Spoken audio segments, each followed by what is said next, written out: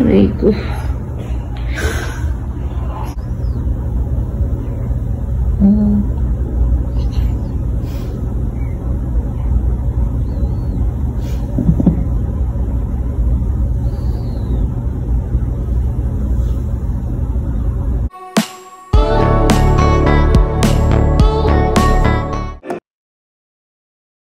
Vic Soto agad na dinalaw ang anak sa ospital na si Danica Soto ng mga anak ito. Excited at binuhat agad ang apo na si Jean Lac. Todong ngiti nga si Lolo Vic at nadagdagan muli ang kanyang apo.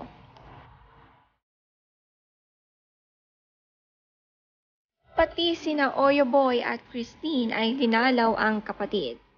Nagpapalakas pa nga si Danica dahil ito ay na-CS.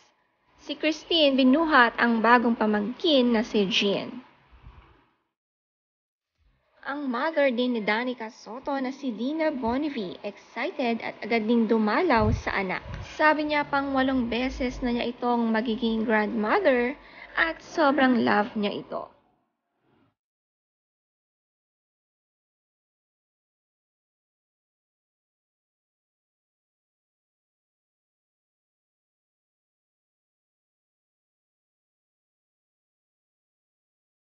Si Tali Soto na kasama rin ni Tatay Vic nang dumalaw kina Danica.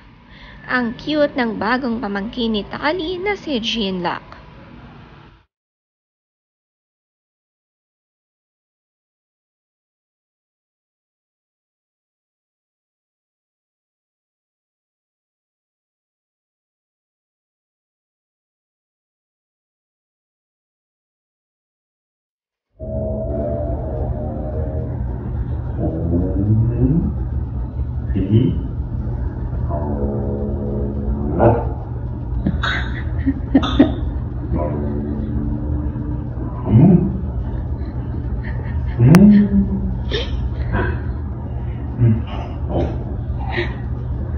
Aray ko. Hindi na maalis sa buhat ni Mark Pingris ang kanyang anak at napakaalaga nga nito. Kinakausap ito habang buhat at tawang-tawa si Danica. Hindi naman makatawa ng malakas si Danica dahil sumasakit pa ang kanyang tahi.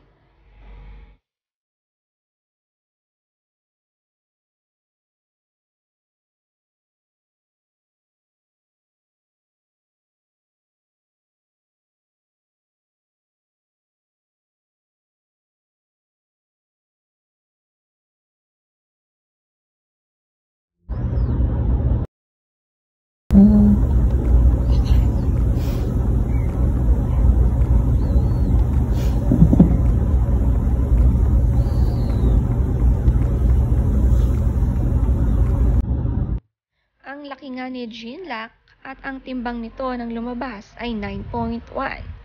Napakalusog nga nito. Nagpapasalamat nga si Danica, sabi niya. My biggest baby, 9.3 pounds. Thank you, Lord, for sustaining me and giving me strength.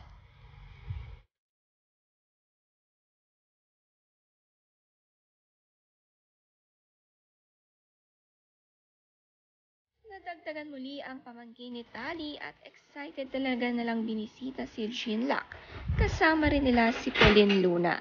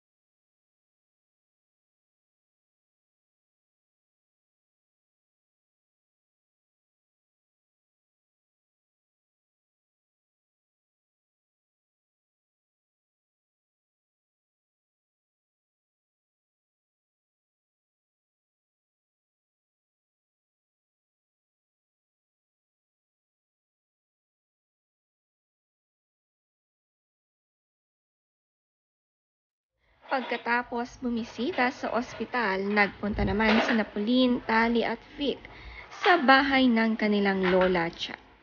Masaya si Lola Chat na sila'y nabisita muli ng apo na si Tali.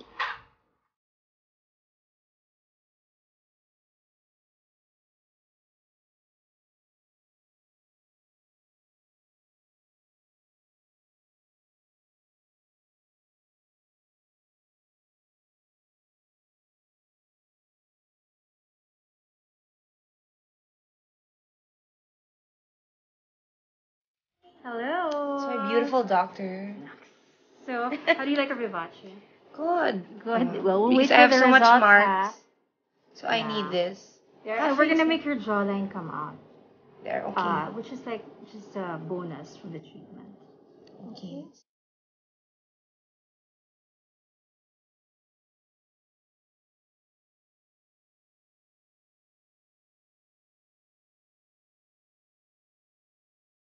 Si Bonin Luna naman palaging fresh ang face at ito ang me time niya pag solo siyang umaalis. First facial nga raw